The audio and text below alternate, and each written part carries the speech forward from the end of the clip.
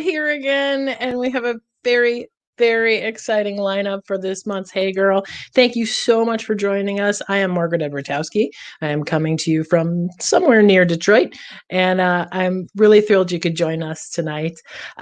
If you've not seen the show before, I am a writer. I'm an improviser, actor, playwright and author from formerly of Second City and also the Planet Ant Theater, which we are streaming through Planet Ant's YouTube and Facebook pages. And we do this once a month, and we invite amazing women in comedy onto the show so they can talk about their experience and they can make us laugh and we can have a great conversation and celebrate all of the amazing women that do this kind of work. The work of making you laugh and entertaining you and enlightening you and being just generally amazing. Just a couple of things before we get started. First of all, let's say hi to our producer, Jess. Hi, Jess. Hello. I did that middle school girl voice that I hate. That's just like, I'm kind of forcing it a little bit. Hi, Jess. She is an amazing individual. Can't hear you though. You're not doing yourself much service. This is how good I am at tech. I muted my mic for you to bring me on. That's how technical. Yep. I was trying not to call it out, but I couldn't help myself. But have a good show. Thanks. Thank you, Jess. She is an amazing part of this show and really helps me move things forward and re-envision, the look of stuff and how we're approaching the work. So I'm really thankful to have her on board. I'm also thankful to the Planet Ant Theater for giving us a platform and to the amazing women we have with us tonight. But before we get started, I just wanted to share a couple of thoughts. This is the part where I get to spout off about what I've been thinking about during the week. Well, this is this week's. It's about Thanksgiving. So as we know, the COVID rates are through the roof and getting worse. So I just wanted to share this one thought with you as you make your plans for the rest of the year. Right now it is fuck Thanksgiving. Fuck it hard. Don't get together. Why would you do that? Now listen, take a look. I'm all for food-related holidays. I love anything that celebrates food. I love the idea of getting together and eating until we pass out. I'm down, but not this year. I guess I think about it like Thanksgiving, you don't even like the decorations are even lame, I mean, I'm from a big family, so I'm lucky. I don't do the cooking. It's really just sitting on a couch until the food is ready and then eating a lot of it and passing out. But if you think about it like this year, there's going to be I feel badly for anybody who's been raising turkeys over 6 pounds. There's going to be these 20-pound turkeys that are just going to rot and die because nobody can eat that much. There's going to be a run on 5-pound turkeys. But in general, it just feels like this condescending white people holiday, right? Because it was like, we were here and the natives helped us and we survived and we need to be thankful for that. But meanwhile, if you think about it, it was natives looking at me like, those motherfuckers don't know what they're doing. They're about to die. We better get in there and help them. But yet we're throwing the holiday. So thankful for that. I mean, if you think about it, these big family gatherings right now are sort of the equivalent of a smallpox blanket party. Just don't do it.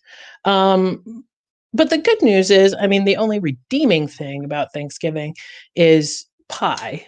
Any holiday that finishes with pie has my thumbs up. So you can do that with just the people who live in your home. And you can have pumpkin because as a pie lover many years, I have to say that is the superior pie of all. And fight me if you don't agree, because you'd be wrong. Pumpkin is superior to all pies. So I hope you are safe and please be careful. Don't get together if you don't have to. Your family will understand. And then if you don't get together this year, then you can get together next year when everyone is safe and healthy. All right, let's bring on our amazing guests. This first woman, I'm super excited to have.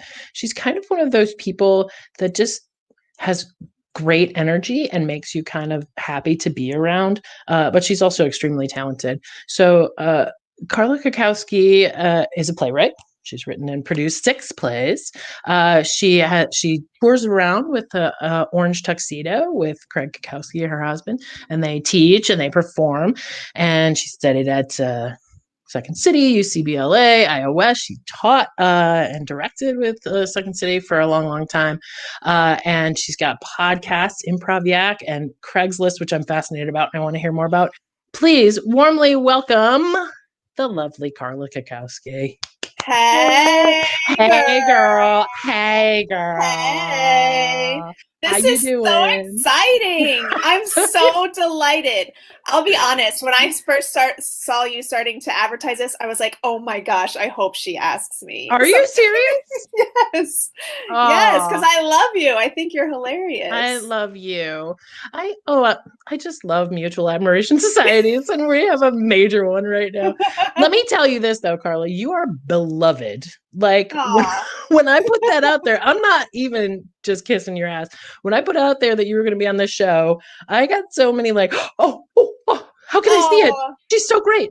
I think that's really nice. I think you make people happy and inspire people. I definitely think, one of the first chances I got to work with you was when you were teaching all of our staff at the Improv Project. And it's just, it's so cool to see you in that guru role of like, you were so nice to me. I was just really thankful and so grateful that you were so welcoming. Because, improvisers are pretty nice, but sometimes it's a little cliquey.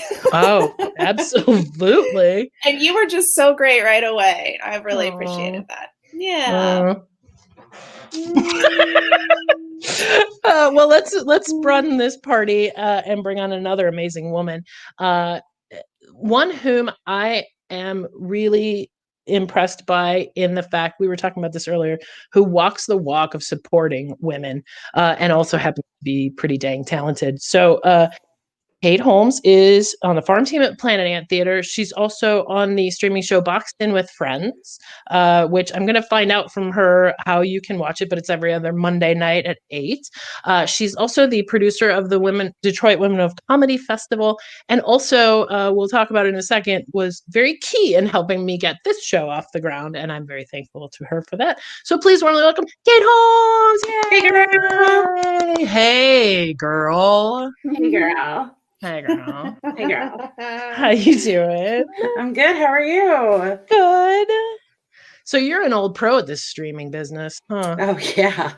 I spend so much time in this chair in front of this computer. I don't know who I am anymore a little bit. Well, I am thrilled to have you here.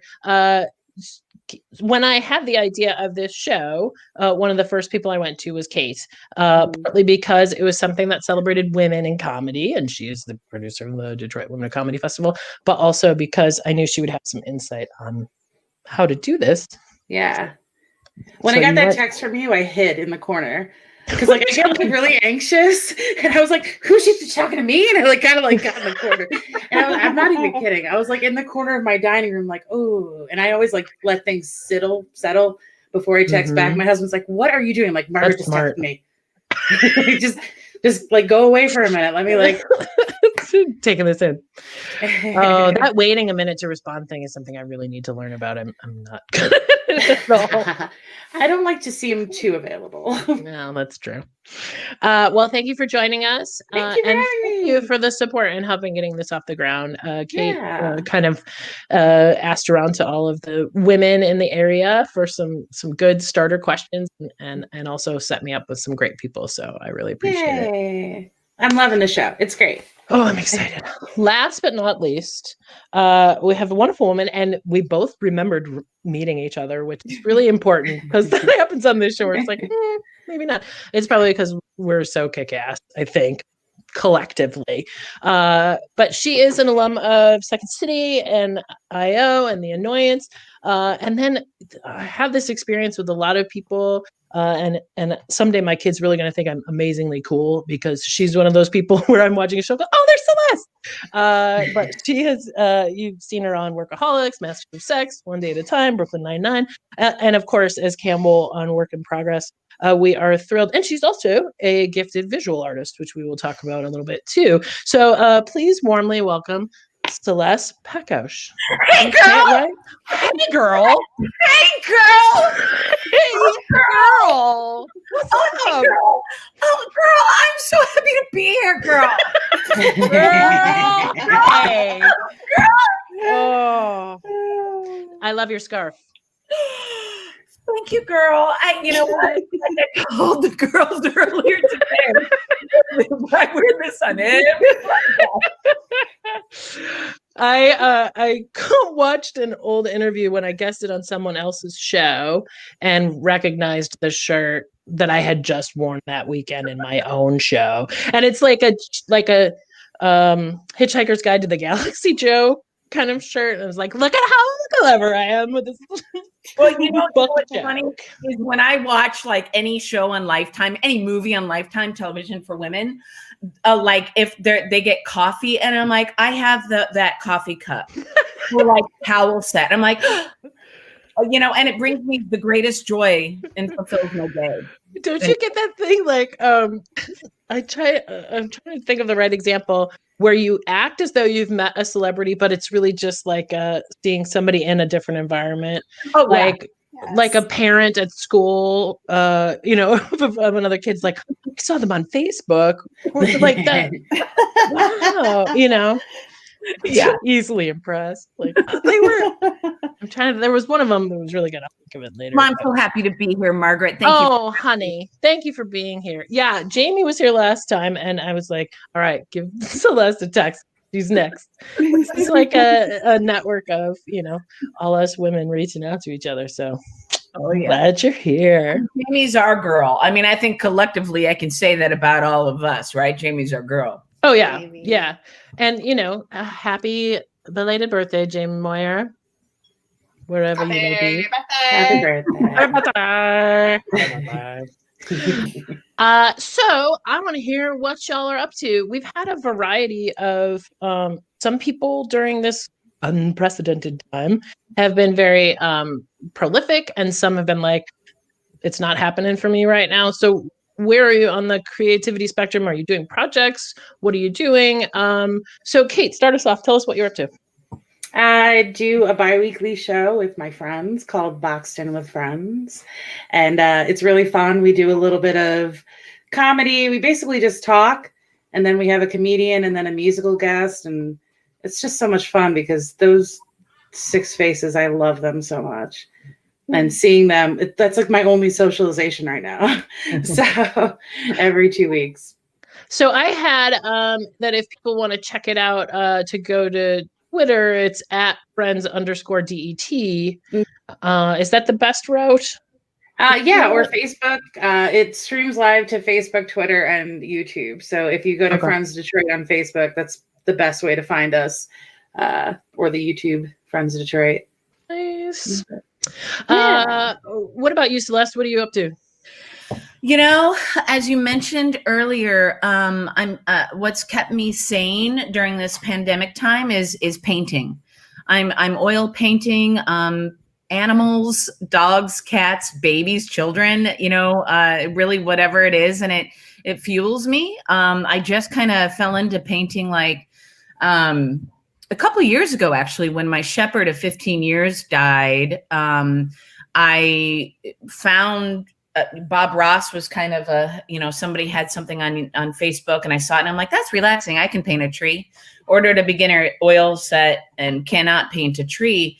But I knew Vivian, my dog, and so I painted her, and then that just kind of spiraled into this kind of cool, weird, thing that I've been doing. So that's been keeping me sane and busy. And then we were supposed to shoot season 2 of Work in Progress in August, and that was pushed back to March. Okay. So, you know, I'm really looking forward to getting back to work on that show. And so just keeping myself busy. I find myself cleaning a lot more than I care to. You know? Yes, I do. We did super deep clean right at the beginning of it. It was like, my house has never been this clean. And then like a month later, it was dirty again. And I was so mad. I fell off. Because I love it. Like, and then like when it's all done, I light a little candle or incense. I'm like, I am amazing. And then the next morning, I'm like, how the hell did my kitchen get like this? It's like Sisyphus. Yeah. It's, you know, I'm learning a lot just about me in general, hanging out with my 2 dogs and me during these past 8 months. It's been wonderful. Have people been having you do like, I don't know, commissions, but like it feels like you're painting other people's pets and children and stuff, you know, right? it's been really great. And my artist company is called Vivian in the Forest. You can find it on Facebook. I'm getting a website up as soon as I can find a couple minutes to finish that and actually publish it. But you know, I'm really proud of the work. I do commissions for really anybody that wants a picture of their pet. Some are in memoriam, some are gifts, you know, and they just, you know, if people are interested, you can just reach out to me. But mostly I did about 60 the last 3 months. Wow. It's been busy, and I have about 10 more to go. That's what I'm going to be doing tonight. I'm going to, you know, but honestly, like, you know, I've in my adult life, I've had 3 dogs. I have 2 now. They're assholes. And I have, I'm just my little Ethel and Mertz. But I do connect, you know, I try to get the stories of the animal and what they mean or meant to the family. I also do people, you know, I just did a beautiful in memoriam of a friend's brother and mom. And I just kind of get lost. I always do the eyes first when I paint, because then that allows me to somewhat connect with the piece and try to, you know, go start from there and work my way outward. Yeah. Yeah. The window to the soul. That's where you start. That's fascinating. And so cool that it's something you were like, I want to do this and I'm going to do it. I love being creative in ways. Like, I'm just going to teach myself to do it. You know? Listen, and I'm going to be totally transparent here. I'm 48 years old. You know what I mean? And it's same, like, twinsies. Oh, girl. Yeah, girl. But like I just fell into this 2 years ago, right? And what's weird is that my grandma Marguerite was an oil painter. Now, she died when I was young, in my 20s. But I didn't really ever know her as a painter. She's an oil painter. My parents, my uncles and aunts would all send me paintings of hers. And if you put one of her portraits up next to one of mine, you really would have a hard time telling who painted which portrait. They're almost identical in our texture and our tone and in our voice on the canvas. And it's really kind of cool to be like, wow, like, you know, I would give anything to ask my grandma about her painting skills and techniques, because I'm kind of learning it as I go. But that's also what I really love about it. And, you know, when it's just something that, you know, people ask me like how long or the education. I'm like, I just went in for it. My sister's an artist, and she kind of like, you know, says, you're the boss, right? Like, you're the artist. And that was a hard time that was somewhat difficult to understand, because as actors and improvisers, we're always working in an ensemble atmosphere, or have a director to tell us where to go or what to do, or, you know, a writer saying, this is what I see. As an artist, it's us. And we have to trust our voice and trust the canvas that it is going to become what it is supposed to be. But there's really nobody else giving you feedback on that. And that was an interesting thing to grasp. That's really interesting that you say that. And, you know, I definitely had that experience going into some of the fiction writing that I did after Second City. Did you find that too, Carla? Like when you're writing plays, now you're not writing with a group of sketch people, you're doing it on your own. Yeah. And also, what are you up to? Yeah, I have been writing, which has been really great. And I couldn't until about 2 months ago. I was just like, I get that. Too upset. Yeah. Ha ha ha ha. Yeah. Well, look, you can't find the quiet, focused place. So just like doing more yoga, getting on Lexapro, like all of that, like helped me channel everything. Right on, sister. Yes. Wonderful. Best decision I ever made. So I'm like super chill now, and for now. That's awesome.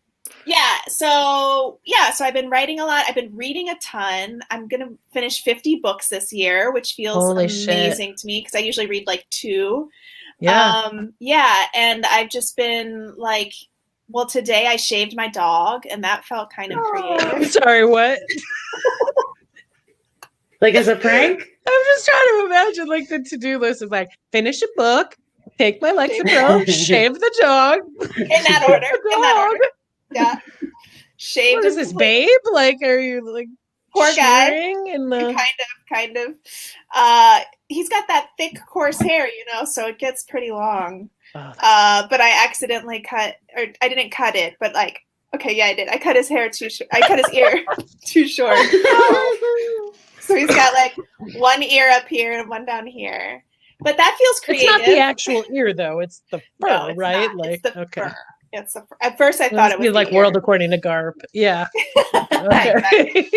I got to read that one still. Yeah. That's what I've been doing. Oh, and Craig and I are doing our podcast again. Yay! So Craig made a list of his 100 favorite films, and then you guys watch them together, and then you give your feedback. Like, how does this work? Yeah, so we watch it together. He takes notes of stupid shit that I say throughout, making fun of it. And then we do the podcast and I tell him why I did or did not like it. And he's like a kind of a film snob, so it's a lot of it was rough. It was hard. It took us 3 years to finish his list. But we did it. And now we're doing fun stuff. Like we did 31 Days of Horror Movies in October. Oh, that's great. And so he would make me watch stuff like Raging Bull, and I would make him watch Hocus Pocus for 31 Yes, days. you did. Oh, that's amazing.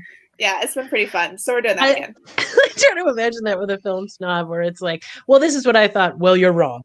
Yeah. We do. There's been a few times we've gotten really mad at each other. Really? And we have to like stop recording and take a walk and cool down. That's what I was gonna ask you about, because I don't know if Kate or Celeste, if you've worked with anyone you've been in a relationship with in this work before. But I do feel you, Carla. Like my husband was our musical director at Second City. If you ask him, I don't take notes at all, which is a total lie. Mm-hmm. Don't take his because they're stupid. So have either of you other ladies, Celeste or Kate, worked with anybody you've been romantically not in the acting world? No, I always am kind of an arm's length. Not that I'm opposed to it. Nobody's ass. I have not dated anyone for a long-term I've dated like here and there with people in whatever, but not a long-term relationship. Nothing that it would be like, that was 3 years of bliss. Like we've all been in completely different industries. Yes. Yeah. I mean, I met my husband in theater. It was he was at the local college and they were doing like a sketch show, like a comedy sketch show. And one of my friends asked me to come and do like a piece with her. And I almost didn't do it because I was really hungover and I was trying so hard to get out of it. I was 18 and she's like, you have to do it. And I was like, good. And I should have kind of like still half in it in the bag, And he's like on stage and I was like, oh. And I just like was so bold. I gave him my number, but that's the last time we ever did theater together. Wow. I mean, it worked out for what it was. You are, I love that part of it though, that I was so bold. It was like, here's my number. Cause I can totally, that's awesome. Yeah. We were the people that everyone's like, oh my God, would you just do it already? And John's like an old school guy, so he wouldn't date me while we were working together. Aww. A gentleman. Yes. And then the night I quit, we kind of made out. So people have been supportive. It is kind of funny. It's like if you date somebody or in a relationship with somebody in a completely different, pace of work or thought process and things like that. I have been lucky that they've been very like supportive of our crazy like hours and weird stuff, and will attend things and but. Well, and there is that thing. There's so many stories you hear about somebody not in this realm, especially with improv, like, oh, I'm dating an improviser, I have to go to their shows kind of thing. I don't envy them that. Like, that would kind of suck if you weren't in improv and you started dating an improviser, I think. Yeah. I think one and you're done. You know what I mean? Like, you can't expect your partner to go to, what, like 3 a week? They would never want to be with you anymore. Like, I would, like, I'm just going to go do this. Honestly, I'm an improviser and I don't want to see it. Right. I mean, that would be, although I think I'm at that age now where if I were to date an improviser, they'd be like, I'll be back. Why are you coming? Like, 2 reasons why you're coming. Like, what's wrong with you that you want to see my show? Yeah, that's a problem. If they want to come to every single one, I'd be like, whoa. I think I'd want to do something like Carla, like perform with my partner. I think that is like Orange Tuxedo. To me, that would be enjoyable and a beautiful thing. Yeah, we didn't for many years though. That's kind of a new thing still. And yeah, he never came to see me perform, which was good.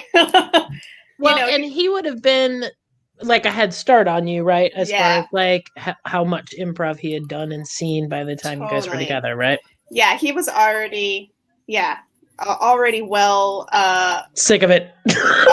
Already over it, already done. Already sick of it. Exactly. Yeah, for sure. For sure. I feel like my husband, even though he doesn't do it anymore, he's so critical, like, because he used to direct and stuff like that. So, like, if he did come to, like, sketch shows and stuff I was in, I was like, did you like it? He's like, well, and then here comes the list. And then it's no fun anyway. So I don't even invite him anymore because I'm like, I don't want to hear it. I had the best of both worlds because everyone in our circle knew John and they knew him well and he was friends with them, but I didn't have to compete for ego of two actors in a relationship, and I always did that. It was always like my first boyfriend in college, stage manager. It was always like the stage manager, the music director, you worked your way up behind the scenes. I know. Music director. Yeah. So I'm looking at this list up. So because there's so much I want to ask all of you. What makes you laugh hysterically? Like, what tickles your fancy? Kate, you start. Oh, what makes me laugh hysterically? Yeah. I think kind of dark stuff, I think, really gets me going a little bit because I was always a really dark kid. And the fact that I'm an adult now and like I can be like, yeah, what I mean? Like, it just makes me really laugh. I don't know, like death, I think is a little funny. So you're like living the dream right now. It's a pretty dark time. Yeah, it's so great.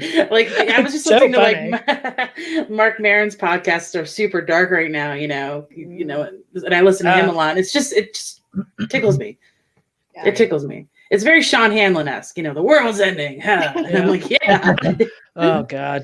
I finally had to say to him, like, I have a young child. Stop talking about the environment. Carla, what makes you laugh? pratfalls, like 1,000%. Yes. And news anchor outtakes, 1,000% make me laugh. All the dumbest shit you can think of makes me laugh really, really hard. Oh, I love that. You would have loved, I don't know if you've ever met Keith Ray, but he was like the king of pratfall. And if we walk around, you just walk around with him and he'd suddenly be on the ground and everyone's like, are you okay? And he's like, I didn't know that about him, but now I demand to see it on the other side of COVID, of course. Oh, of course. Honestly, he is on the very top of my list as the hardest I've ever laughed in my life. Because Nancy and I and a couple other people and him did a show in Michigan. And he was trying to pull he had ripped jeans and he was holding onto the ripped knees and trying to rip them off like a Magic Mike thing. And he pulled his legs out from underneath him and just fell on his back. And it was honestly the hardest I've ever laughed. That's great. Celeste, what makes you laugh? Well, first of all, love me some Keith Ray. And second of all, Nancy makes me laugh. Oh my God. I've before in my entire life. Other things that make me laugh, again, the stupider, the better. So the unexpected makes me laugh. Like something that breaks my assumption, I've lost it. Like just something that's so dumb, but then something happens and I'm like, I can't stop laughing at this. And I just get into a giggle fest, and I am a giggler, and like, and I really do like guffaw at things that really make me laugh, but it's silly things, like observational, like just like, is this not hilarious? Again, like that's hilarious. Are you? Yeah. I mean, it's the absurd. It's just but subtle things, like tiny little, just genuine, honest to God, not meant to be incidents and moments of life that I just lose my shit. Where I'm like, oh man, I gotta watch that again. You know what I mean? Absolutely. You also make me think of those times, and I don't know if you ladies have this experience, but like there are times when I'm doing like real job, like real life things, because I'm an executive director. It sounds way more important than it really is. But you'll be in back when we used to go to work, and I would be dressed and in a meeting and talking about budgets and stuff, and then something really childish or that's what she said type thing will happen. And I'm like, you guys, I'm a comedian. This is completely unfair. I shouldn't be allowed. They were talking about this diversity wheel for diversity and inclusion. They started calling it the D wheel the other day. And I was like, no. And I'm on a Zoom, like I got to turn my camera off or something. I can't do this. But dicks will always be funny. You know what? Jokes will always be funny. Is the whole, and I'm so sorry to bring this up. Do it. Whole total landscaping thing just made me lose it. Girl, yes. And I'm like, this is so funny. And it's not meaning to be, but it's like, oh man, this is going to take me a mile. Like, it's just so funny. Did you see that video of the girl who was trying to tell about it and just kept cracking up? I think I watched it like 14 times. If this was written by a writer, I would have been like, they are brilliant. Yes. Come up with this. This is or I don't believe it. That's too contrived. Yeah. Right. Yeah. But I mean, good for them to be like, all right, let's just go through with it. Let's just push through it. But especially to prop Giuliani up in the front of that Dog and Pony show. Just chef's kiss to the whole thing. That's what we were talking about before the show, though, is like, you're down in the dumps. Things are really grim for so long. You don't realize like things like that can happen and make you so full of joy. A couple things from the folks that are watching. Connie Somerton Shelton, who we love, asked about Celeste's paintings, and she said yes, she can show. So Celeste, if you want, we'll get some images from you and we can put them up on our Hey Girl page. And I don't know if you saw, but we were scrolling your contact info for your site and everything. So I'd love to do that. Thank you very much, and thank you for asking about it. Connie has a long, lovely history with Planet Amp. That's why we adore her. The first time I ever was out socially, and my kid was like 2 weeks old, Connie was like, I'll hold him. And I was like, okay, see you in a few hours. She was happy to have a little baby, and I was happy to have a little cocktail. So she's amazing.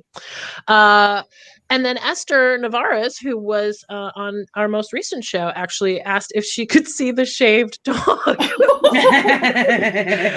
If you would like to send me a picture, sure. I'll put that up on the Hey Girl page as well. Yeah, great. We'll do that. Well, this is a new thing now. We just started. So if you're watching at home, we just started our Facebook page this week. So do like that. This will be a chance for us to follow up on all of these cool things. So what's the thing you still really want to do? Like, for me, it'd be like play Mama in Chicago or something like that. So Celeste, start us off. What's something like either a dream role or a dream project or something you want to do before you die? Like, wow. It's huge. It's a big question. It is a big question, and I love it.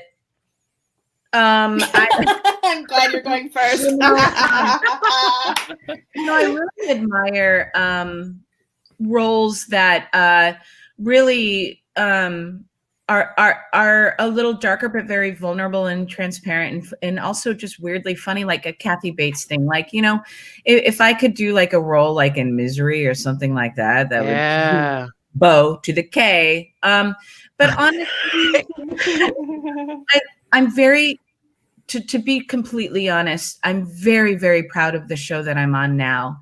And if I can even reach a level that's even one up from this, I've kind of hit the mother load. So I'm very grateful for what I have. If I can bring, the one thing that I'm surrendering myself in joy right now is when I give my paintings to people and they send me pictures of them hanging up in their home. Wow. And how much joy it brings to them. That brings me. Someone did ask, like, would you rather be known for your, art or for your acting? And I'm like, ugh. I don't know. I love storytelling. I love the art. I love making an impact and fueling emotion out of people if that's possible. So what do I want to do? I'd probably like to write a kid's book or something, or I always thought I'd end up being a writer. But that's not where my cards have been placed in front of me right now. But there's always something in the future. My dad's a brilliant writer, and so there's stuff down the line. But right now, I'm really happy in Work in Progress, which I think is the show on Showtime, which I think is a very progressive, beautiful, impactful show. And I'm inclusive, I'm just so proud to be a part of this story. And if I can continue in that realm to tell stories like that, then I'm in a pretty darn good spot. That's awesome.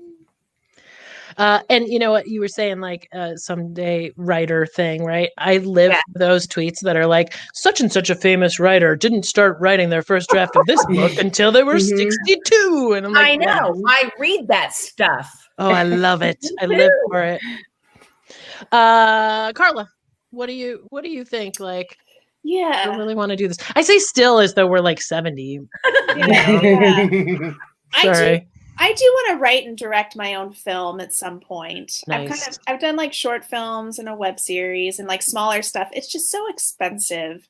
But I need to like get over that. That's something that I think I say to hold myself back a little bit. But that's something I'd really like to do at some point. You will.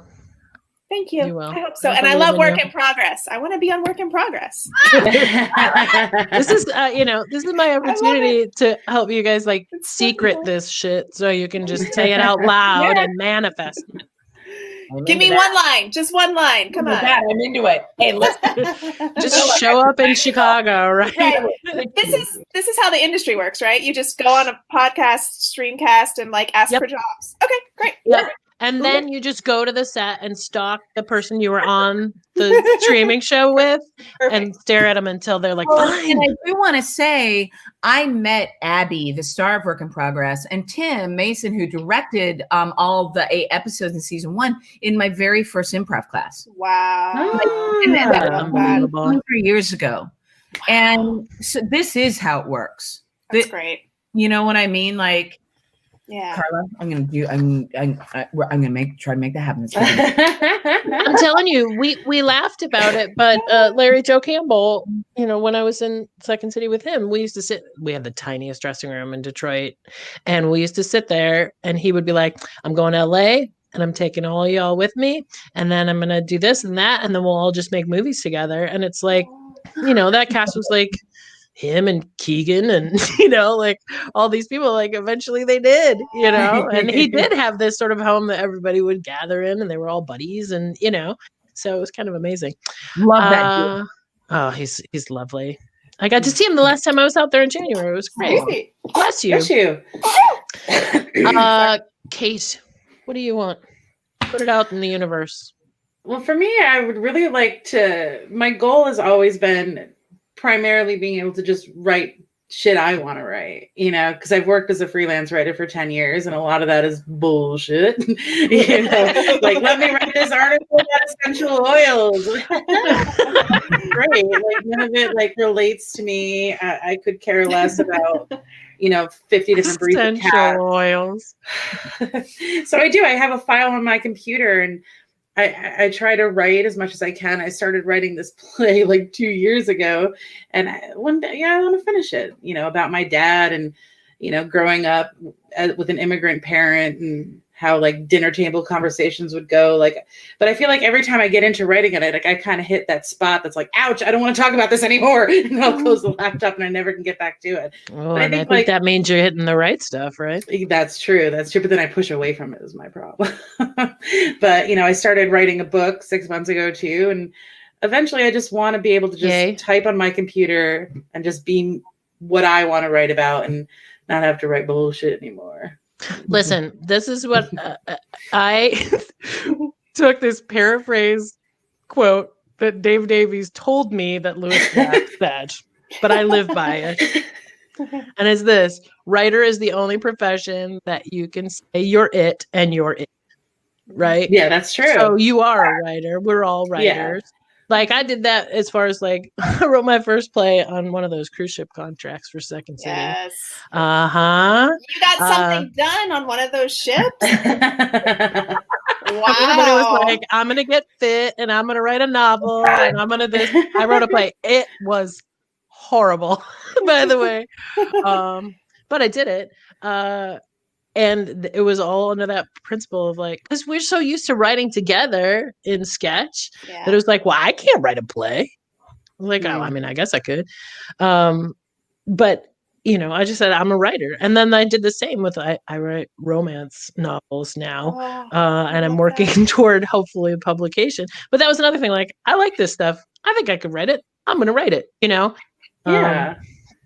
The thing is, like, I thought, like, at the beginning of the quarantine, I have this huge book of sketches, and I'm like, I'm going to write them all. You guys wait and see. The world is my oyster. I'm just going to write all these sketches I've been dreaming about, and I haven't fucking written one yet. So, I mean, like, we're getting there. But that's, the term that's been coming around to from the quarantine is grace. Everybody says it, and I use it with my husband a lot. Just need to give ourselves some grace. A little kinder to ourselves. I started this and I didn't finish it. So this is like the most stressed we've been as a society. One last general question, and then we've got to give out some awards. So Jean Parker, who I adore, a good friend, is on Facebook, and she wants to know, what's your magical thinking guilty pleasure? So I don't know if it's a guilty pleasure that helps you think or a guilty pleasure that is magical. Let's just go with what's your guilty pleasure. But lately it's been reality television. I've never really watched it, but something about this quarantine, like my brain needs to tune out of like everything around me. And that's the only thing that's helped me ignore the world. And it's a lot of Real Housewives. Just binging a whole series in a week. It's real bad. Oh yeah. Like you can see how much they've aged from Monday to Friday. That's how bad it is. Oh yes. What about you, Celeste? What's your guilty pleasure? Well, I love that, Kate. I was just talking to my sister last night. I'm like, should I start Law and Order season 1, episode 1? And Like you have time. That's one to tuck into. I don't know. Guilty pleasure is it's kind of staring at. I have the Nintendo Switch, so I'm on Animal Crossing, so I might just like go dig up fossils for like an hour. But then I feel guilty. But it is a guilty pleasure. I guess that's what it means, right? Guilty pleasure. Like, what do you get pleasure out, and then you feel guilty about it. Just sitting around and seeing what's on, and to kind of piggyback on Kate, I'm a lifetime movie chick. Like anything where the nanny falls down the stairs, ma'am, or the neighbors hit with the shovel, I am in. So 100%, that is my guilty pleasure, is the Lifetime Television for Women movie. Oh, that's amazing. Any decade, I don't care. Early 90s, fine. Tracy Gold, fine. I'm in. Yes. Carla, what's yours? Did you know that my thing went out? My internet went out? No.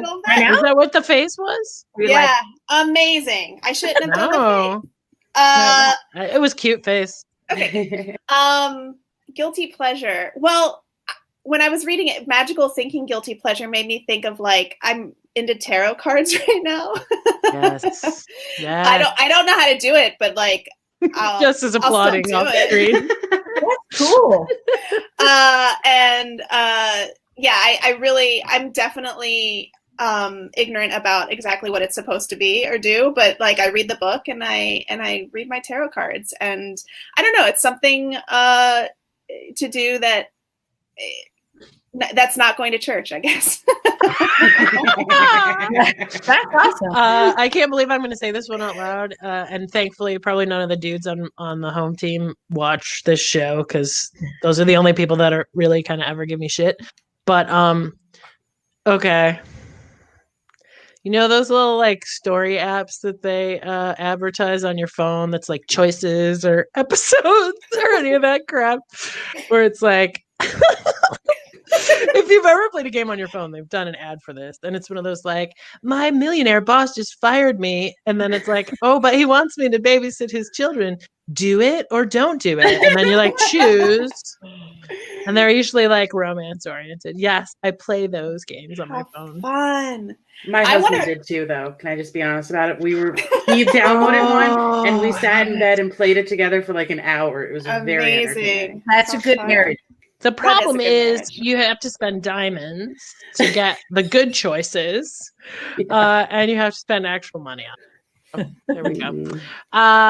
So we're kind of running out of time, so we super appreciate the questions from the crowd, but we do have to give out our Hey Girl Ally Awards. Aw, yay. This is one of my favorite parts of the show, because we get to celebrate people who are good to you and helped you to be the best you could be. So each time we ask our guests to nominate someone or someones who have helped them in their trajectory as an artist or as a person.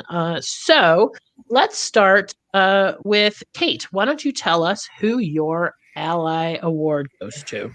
I'm really lucky, I think, in the fact that many of the men that I work with or do shows with and stuff, they're all beautiful and lovely humans.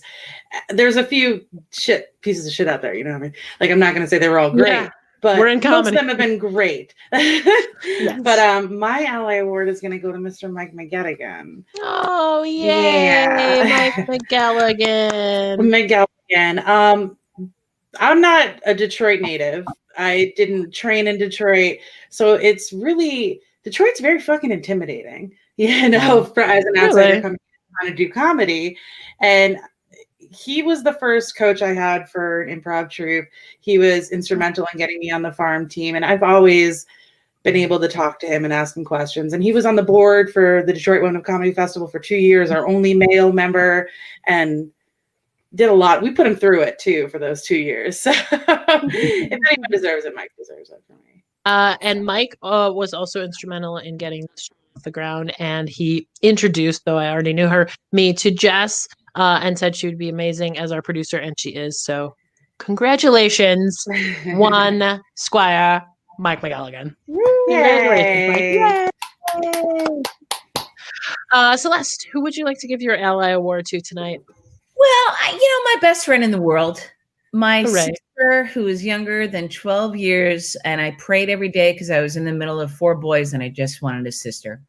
And I finally got her, and her name is Emily Hartzler, and she's my heartbeat. I don't know where I'd be without her. We talk 5 to 7 times a day, maybe more, not less. But, she has been instrumental in 100% support.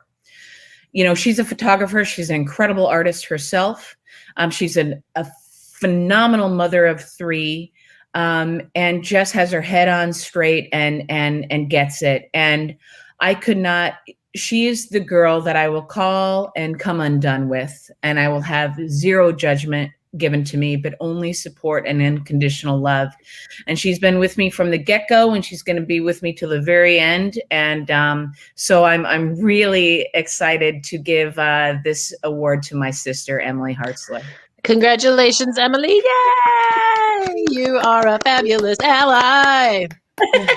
Amazing. Miss Carla. Yes. Oh, I'm sorry. I threw Emily on the spot once when I was doing an online audition. I'm like, I just need someone to read the other lines. Fine. Oh, that's amazing. All right, Miss Carla, who have you got? So I actually picked an improv group called Yeah. Broke Gravy. And these are 3 guys. Woo-woo!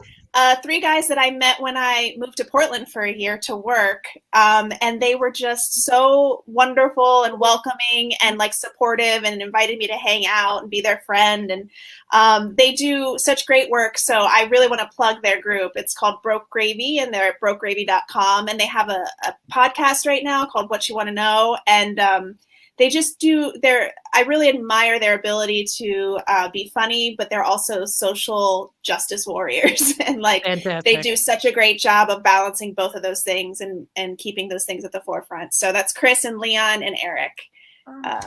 Congratulations, Broke Gravy. You guys are collectively allies.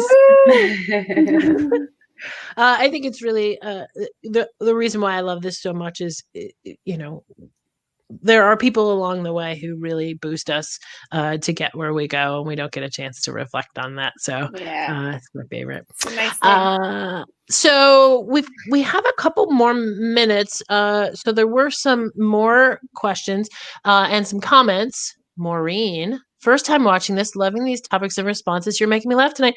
Yay, Maureen. Thank you. Thank you for tuning in. I'm excited about that. Most embarrassing experience as an actor.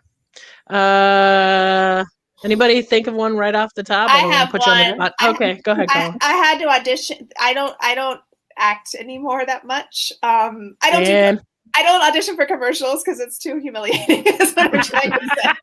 And this was one of my last ones where I was like, I can't do this anymore. It was for a mermaid, and I had to go, and they wanted me to, when I got there, they wanted me to lift my shirt up and tuck it under my bra and deliver the lines like that. And it was horrifying. And also, I have this one little hair that grows out funky next to my belly button. Yeah. Oh, no. That I pluck every month. Visible on camera? Oh, okay. Visible enough to me that I was like, I can't say these lines. And it was a nightmare. And it wasn't sexual, but it was. It was inappropriate. It was inappropriate. Yeah. Oh, that's funny. And I said yes, and I was embarrassed. So that's my story. So you trained to do whatever it takes to get the job. So, right?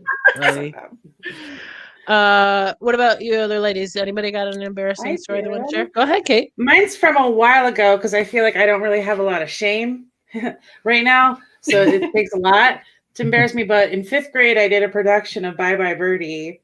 And I didn't have a main role, but it's fine. But there was that going steady. Mm-hmm. And there's this huge dance number. And I felt like I was killing it. And they had all the students come and watch it, from the middle school. And I remember walking down the hall, and all the 8th graders were high-fiving me. I'm like, oh my God, they thought I was really great. And I get home, and my brother's like, your skirt was tucked into the back of your underwear the whole time. And every time you twirled, your skirt flew up and we saw it all. And Oh no. I've never been the same. I mean, 5th grade. How old are you? 16 candles, right? Like My 12? brother made Like, $1 to see your underwear. Oh, yeah. Oh, that's terrible. Well, I hope they liked it. You know. Yeah, right. How about you, Celeste? Anything come to mind? God, more than I can count.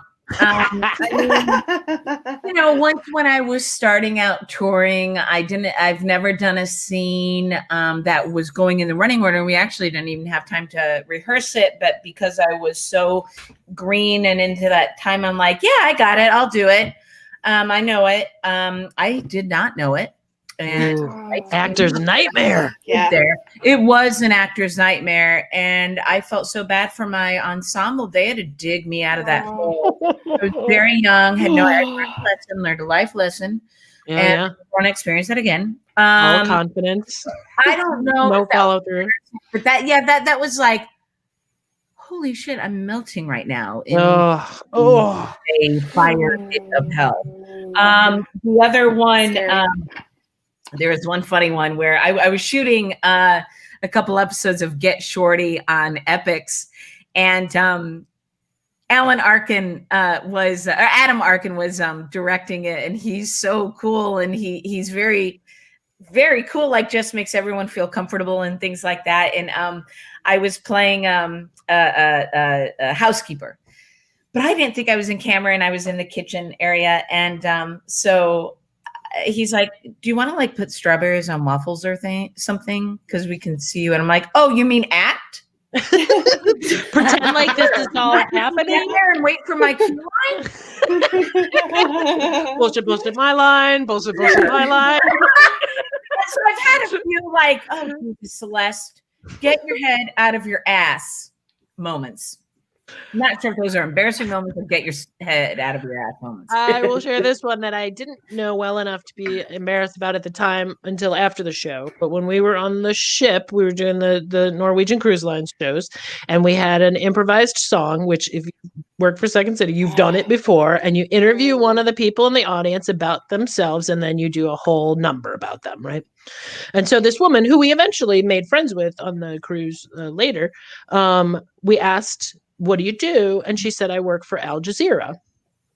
And my brain at the time heard it as Al Qaeda. And I thought she was fucking with me. Like, I work for Al Qaeda, like, oh, you okay? You work for Al Qaeda. So now I'm pissed at her, right? Because she might as well be yelling out dildo or gynecologist at this point. And so I'm like, oh, okay, you work for Al Qaeda. So then I proceed to do the whole song, like terrorist bomb, and she works for and she actually works for Al Jazeera, a legitimate news organization. And now I look like a horrible racist piece of shit. That's pretty rough. That's pretty rough. Yeah. Take it back. But that's my embarrassing moment. So we have a couple minutes left. I know we've mentioned some of these things. I'm going to start out with one shout out that I want to make, but if you have anything you want to direct people to watch or take in or whatever, this is going to be the time. So for me, like I said, I work for a nonprofit. So I work for the YMCA. I work for Y Arts Detroit. And we are in the middle or finishing up our annual campaign for 2020. And what we do is bring arts to young people in families in Detroit and Metro Detroit. We work very closely with the Detroit Creativity Project to do the improv project, as well as some media programs and other things. And right now we're doing a lot of online arts for young people who need that connection and that outlet. So if you are able, we're going to share a link to our GoFundMe page. Please support that campaign if you can. We would love to be able to provide more arts for young people in the Detroit area. Anyone else want to share about their show? Kate, let's talk about how you can watch Boxed In with Friends. Every other Monday. Not this Monday, though. We're not going to be there this Monday. Next Monday. I mean, 8 p.m. Friends Detroit, Facebook, or YouTube. Awesome. Carla? We have a Christmas special coming up, so keep an eye out for that. I don't know what it means yet, but I'm excited. Carla, how do we hear your various podcasts and whatnot? At Craigslist PCast on Twitter will take you to the SoundCloud page if you go to the little link. But it's on SoundCloud. It's on iTunes. It's out there, man. It is, ma'am. Gurl. It's out there, girl. Celeste, anything you wanna plug? Yeah, if you haven't seen it yet, season 1 of Work in Progress is on. Yeah.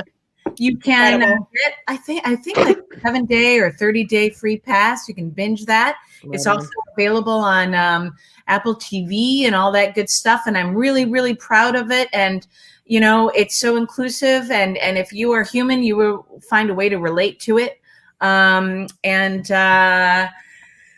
Yeah, that's what I got going on here. Who's your friend? Oh, this is Ethel. Hi, Ethel. And if you are interested in seeing some of my art, I am going to send Margaret some of my paintings. But feel free to check out my site on Facebook at Vivian in the Forest, and also on Instagram at Vivian in the Forest as well. And I'll have a website up eventually. Yeah. We got nothing but time, girl. Well, as always, this went by way, way, way too fast. You are fascinating and talented ladies, and I just adored talking to you, and I'm super thankful that you could be here today. Thank you. Thank you for having me. Thank you so much. Next month, so fun. Oh, it was so good to have you. Next month on the 12th of December is going to be a Hey Girl Like You've Never Seen Before. Guests unlike you've ever seen before. It'll be our holiday. And I'm going to leave it as a surprise because I don't want to ruin it. So thanks again to Carla, Kate, Celeste, and Jess, and to all of you who are watching out there in streaming land. You're all amazing. Thanks and good night. Hey, girl. Hey, girl.